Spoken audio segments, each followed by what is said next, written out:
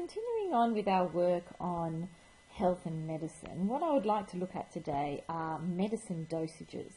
Now, this is our focus study, and medicines, as you all know, are taken in many different ways. You have a liquid, tablet, capsule, sometimes an inhaler, drips.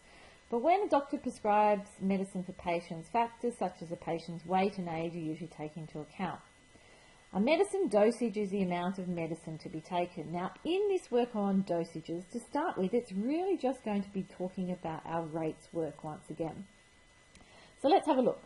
Jess bought a 30-gram tube of Soothe cream for sunburn containing 10 milligrams per gram of hydrocortisone acetate. She needs to take 50 milligrams of hydrocortisone acetate every 6 hours. What is the dosage frequency per day? So let's think about what the dosage frequency might be. So the dosage frequency, well, she has to take 50 milligrams every 6 hours. So in a day, we know that we have 24 hours. If we divide that by 6, it will tell us how many dosages that she's got to have. So she would be having that 4 times a day. And that's how nice and simple it is. Moving on to the next one, part B. What is the active ingredient? Well, the active ingredient is this hydrocortisone acetate. So that is what our active ingredient is. And the next part of the question says, how many milligrams are contained in the 30-gram tube?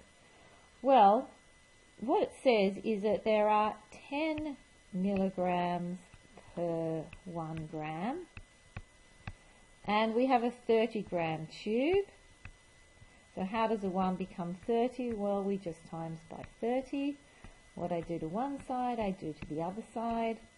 So 30 times 10 is 300 milligrams. So that's the answer to part B. So for part C, how many grams should Melanie, well, I think that should be Jess. How many grams should Jess use per dose? Well, let's think about that. What we have is we have 10 milligrams per gram. And what she needs is she needs to take 50 milligrams. So what I need to find out first is what is 1 milligram. So I'm going to divide by 10. And then she has to take 50. So I'm going to multiply by 50 to get my 50 milligrams. So let's think about this. What I do to one side, I must do to the other. So I'm doing 1 divided by 10 and times by 50. And if we do that, the answer I end up with is 5 grams. And that is my answer. So you can see that this work is just using our understanding of rates. So let's have a look at part 2 then, or question 2. A patient is prescribed 1,000 milligrams of a mild painkiller. The medication available contains 100 milligrams in 5 mils. How much medication should be given to the patient? Well, let's have a look at what we've been given. We've been given a rate which is 100 milligrams per 5 millilitres. But the question is we actually need to have 1,000 milligrams. So the best way to get that is to always find 1. Because that's the way we normally do our rates. So we'll divide by 100. And then what we need is we need 1,000. So I'm going to multiply by 1,000. What I do to one side, I have to do to the other. So I'm going to divide by 100. Then I'm going to multiply by 1,000. And when we do that, the answer we get is 50 millilitres. And that's how simple it is. Looking at my third question then. A patient is prescribed 750 milligrams of medication. Tablets each of 500 milligrams are available. How many tablets should be given? Well, that's pretty simple, isn't it? We've got 500 milligrams in each tablet.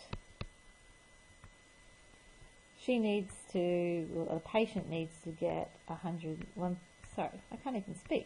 750 milligrams. So what do we do? Well, we would divide by 500 to get 1 milligram and then multiply by 750. So what I do to one side, I do to the other. Divide by 500 times by 750. And what I would end up with is that we get 1.5 tablets. And I'm sure most of you could have probably seen that without doing it, working out this way. I just tend to show it because it's a step. If we follow the same step every time, when it's something difficult, when you're not sure about, you follow those steps, you're always going to get the correct answer. Now the other thing that is in all the textbooks, and it talks about children's dosages, and it says the correct dosage of medicine for children and infants depends on the child's age, weight or body surface. A child dosage is a certain fraction of the adult dosage, and there are different models and formulas for calculating this. Now, you do not need to know any of these formulas.